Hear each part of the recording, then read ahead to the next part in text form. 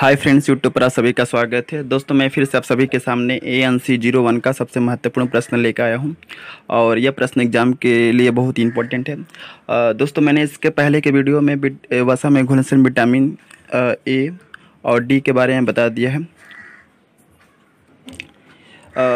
अब मैं इस वीडियो के माध्यम से विटामिन ई और के बारे में बताऊँगा।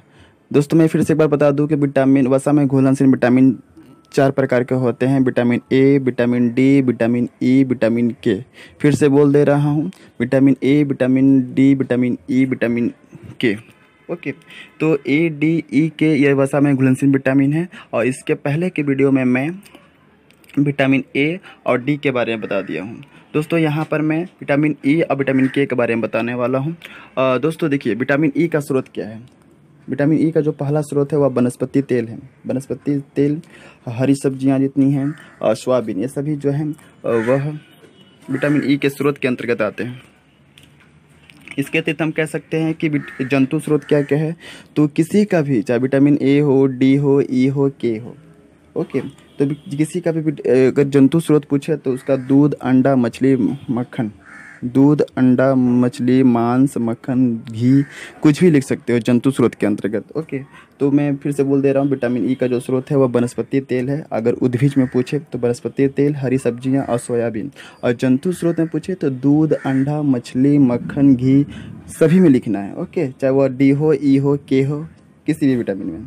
और देखिए, विटामिन ई का जो कार्य होता है वह जनन अंगों की कार्य क्षमता को बढ़ा देता है। विटामिन ई का जो कार्य है यह जनन अंगों की कार्य क्षमता को क्या करता है, बढ़ा देता है।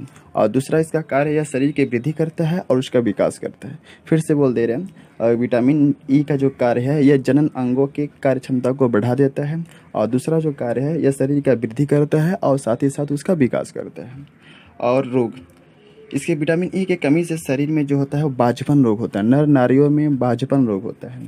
कहने का मतलब होता है कि बाझपन को इंग्लिश में बोलते हैं स्टेरिलिटी।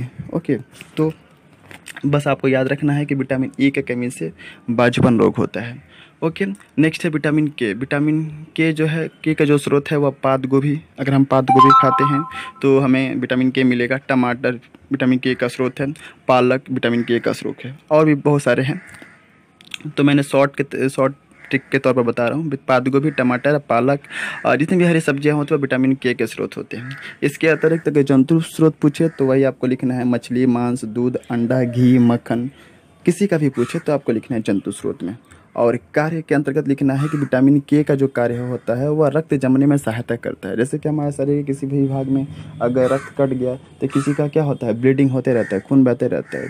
तो उस व्यक्ति का हमेशा ब्लीडिंग होता है, ब्लीडिंग नहीं रुकता जिसके शरीर में विटामिन के की कमी होती है। अगर हमारे शरीर में जो है विटामिन के है तो अगर शरीर का कोई भी भाग कट जाता है तो वहाँ पर रक्त का थक्का बन जाता है, यानी कि वहाँ से खून निकलना बंद हो जाता है। तो अगर हमारे शरीर में विटामिन के है तो रक्त का थक्का जल्दी से बनेगा।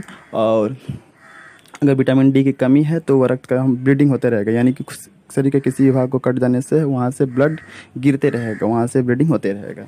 तो हम कह सकते हैं कि विटामिन के का जो कार्य होता है वह रक्त जमने में सहायता करता है।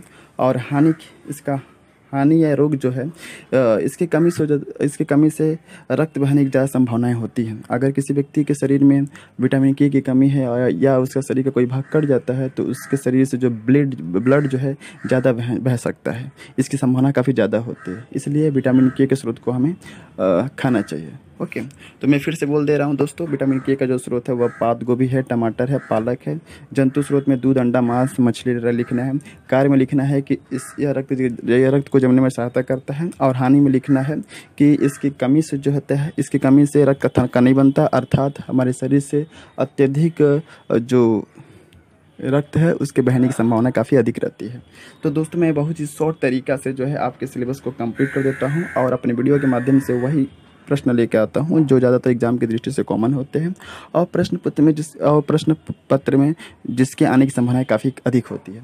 तो दोस्तों, अगर मेरे चैनल पर नए हैं तो मेरे चैनल को सब्सक्राइब कर सकते हैं और ऐसे ही मैं एग्ज़ाम से के पहले जो है वीडियो ला करके आपका सहायता करता रहूँगा। थैंक यू, जय Hind, best of luck for exam.